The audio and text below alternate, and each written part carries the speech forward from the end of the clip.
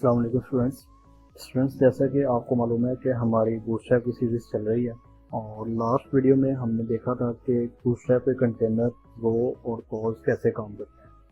और आज की वीडियो में हम अपने नेक्स्ट टॉपिक पे काम करेंगे। शिफ्ट 1 के साथ HTML का बेसिक कोड ले आते हैं और अपने बूटस्ट्रैप को लिंक करवा लेते हैं CSS के फोल्डर में। bootstrap.min.css की फाइल है और नेक्स्ट लिंक हम करवाएंगे अपने स्टाइल को।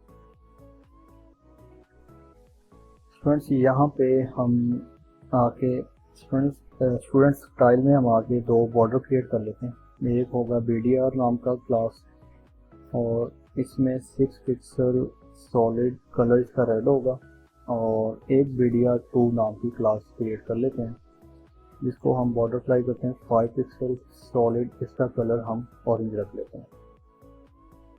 और यहाँ पे पहले हम कंटेनर नाम की क्लास क्रिएट करते हैं और कंटेनर को मैं अप्लाई कर देता हूँ BDR ताकि बॉर्डर अप्लाई हो जाए। कंटेनर के बाद दूसरी क्लास होती है रो के बाद तीसरी क्लास होती है कॉल, और कॉल में मैं अप्लाई कर देता हूँ BDR2 नाम का बॉर्डर। अब यहाँ पे एक H4 लेके lorem 5 वर्ड ऐड कर देते हैं और आउटपुट देखते हैं। गो लाइव करने के बाद ये हमारे पास आउटपुट आ रहा है। रेड कलर जो है ये कंटेनर का है और ऑरेंज कलर इसमें कॉल का है। स्टूडेंट्स, लास्ट वीडियो में हमने कुछ ऐसा देखा था कि कॉल को हमने किया था कॉपी पेस्ट, जिससे कॉलम डिवाइड हो जाते थे। जैसे ही आज के लेक्चर में मैं आपको दिखाऊंगा कि अगर आप चाहते हैं कि आज के लेक्चर में मैं आपको दिखाऊंगा कि अगर आप चाहते हैं कि आपका कॉलम 6 कॉलम का ना हो बल्कि आपको यहाँ तक लिख चाहिए कॉलम, तो इसके लिए क्या करेंगे। इसके लिए आपने इस कॉल में आना है और कॉल के साथ डैश लगा के आपने कॉलम का नंबर दे देना कि मुझे ये 8 कॉलम का साइज चाहिए कॉलम। और बाकी कितने बच गए, बाकी 4 बच गए। 8 और 4 12 होते हैं। तो इस तरह से ये कॉलम का साइज 8 कॉलम हो जाएगा और इस कॉलम का साइज 4 कॉलम का हो जाएगा। इसी तरह आप इनको और भी चेंज कर सकते हैं। मैंने इस कॉल को कॉपी किया पेस्ट, इसको अगर मैं दे देता हूँ 2 कॉलम, 2 इसको अप्लाई कर देते हैं और 2 कॉलम इसको अप्लाई कर देते हैं। तो अब आप देखें 8 कॉलम इसके पास हैं, 2 कॉलम इसके पास हैं और 2 कॉलम इसके पास हैं। 8 और 4 12 कंप्लीट हो गए।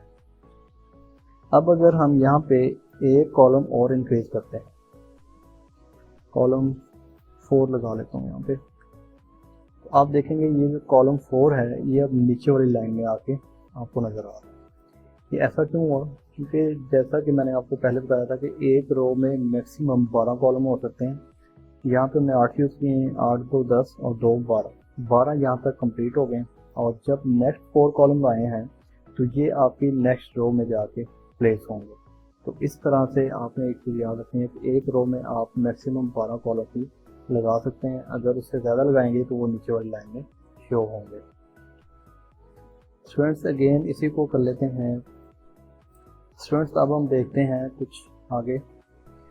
एक कंटेनर नाम की क्लास बना लेते हैं दोबारा से, और इसमें होगी रो क्लास और रो में होगी कॉल 6 क्लास।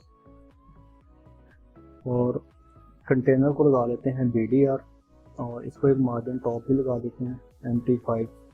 ये MT5 क्या होता है आगे आने वाले लेक्चर में मैं आपको डिटेल में बताऊंगा।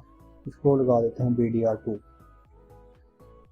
अब यहाँ पे एक मैं H5 टैग लगा के lorem 10 वर्ड्स ऐड कर देता हूँ।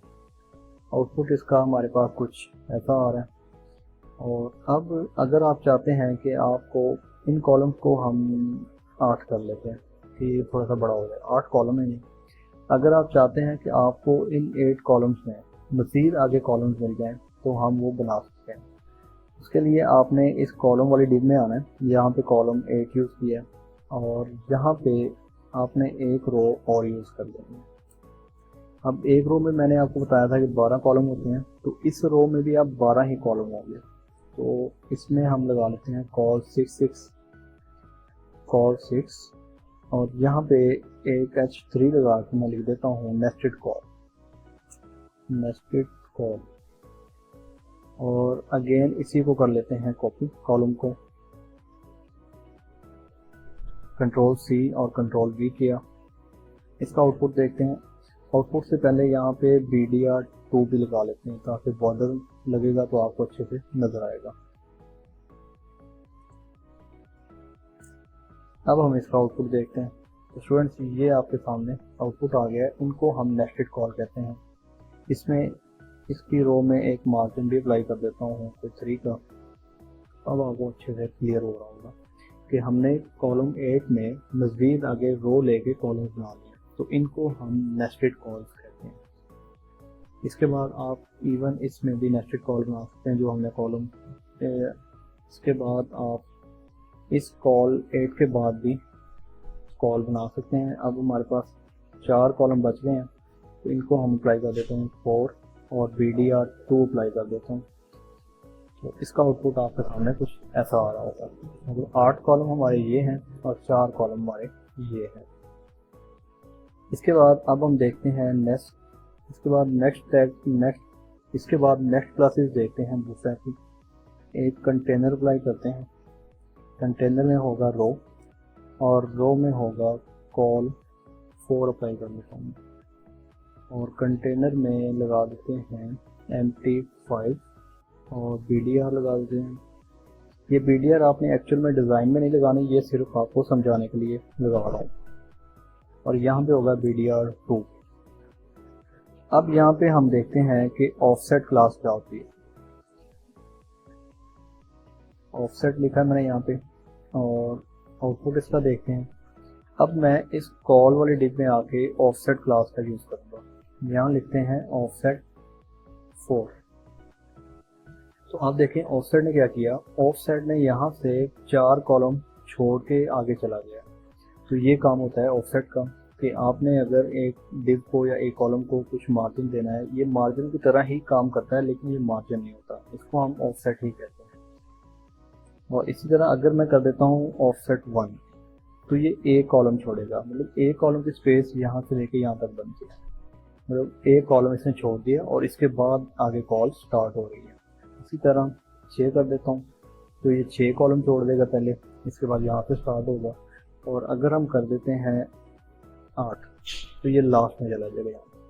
अच्छा, अब इसमें एक चीज़ याद रखने वाली ये है कि इस कॉलम को भी आपने 12 ही कंप्लीट करने होते हैं या 12 तक ही कंप्लीट कर सकते हैं। मतलब 8 मैंने ऑफसेट लगा दिया और 4 ये 8 और 4 12 हो गए।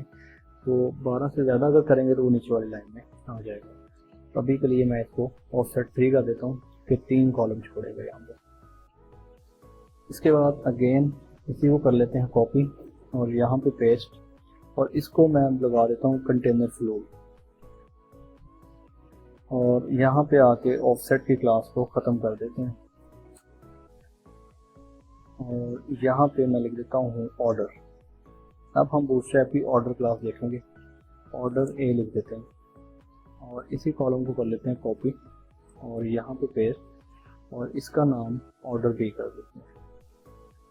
आउटपुट देखते हैं तो अभी हमारे पास ऑर्डर ए और ऑर्डर बी कुछ इस तरह से आ रहा है और इनके जो कॉलम्स हैं इनको भी हम 3 कर लेते हैं। 3 कॉलम, क्योंकि हमने 2 कॉलम और बनाने हैं अभी यहाँ, तो ये 3 कॉलम हो गए। स्टूडेंट्स, अब अगर आप चाहते हैं कि आप इसका ऑर्डर रिप्लेस करना, कि आप चाहते हैं कि बी जो है 1 ए की जगह पे आ जाए, ऑर्डर बी जो है ए पे आ जाए और ए ऑर्डर बी की जगह पे आ जाए, तो हम इनका ऑर्डर रिप्लेस कर सकते हैं। कैसे करेंगे? आपने कॉल वाली डिव में आना है, यहाँ पे आपने लिखना है ऑर्डर लास्ट और बी में आपने लिख देना है ऑर्डर फर्स्ट। तो ये देखें जी, यहाँ पे ऑर्डर रिप्लेस हो गया, मतलब बी पहले आ गया और ए बाद में चला गया। अब हम बात कर लेते हैं, ये तो थी 2 की बात। अब हम बात कर लेते हैं कि अगर आपके पास 4 ऑर्डर है, अब इसको हम ऑर्डर डी का नाम दे देते हैं और इसका नाम सी रख लेते हैं और इसका जो ऑर्डर लास्ट लिखा था इसको अभी के लिए ख़त्म कर देते हैं। अभी ये सीक्वेंस में आ रहे हैं ए बी सी डी।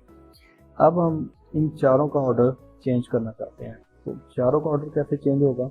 इसके लिए आपने अब ऑर्डर के साथ नंबरिंग यूज़ करनी है। पहले अगर 2 थे तो हमने ऑर्डर फर्स्ट और ऑर्डर लास्ट यूज़ किया था, अब हम इसमें नंबर यूज़ करेंगे। फॉर एग्जांपल ऑर्डर ए जो है आप चाहते हैं कि 3 नंबर पे आए, तो ये 3 पे जाएगा। ऑर्डर बी जो है इसको हम कर देते हैं 2 और इस ऑर्डर को कर देते हैं 4 और इसके बाद 1 रह गया, डी को हम कर देते हैं 1। अब आप देखें जो ए है ये ऑर्डर 3 पे होगा, बी ऑर्डर 2 पे होगा, सी जो है 4 पे होगा और डी 1 पे होगा। आउटपुट देखते हैं तो ये देखें स्टूडेंट्स, ऑर्डर डी पहले आ रहा है, बी फिर आ रहा है, ऑर्डर 1 ऑर्डर 3।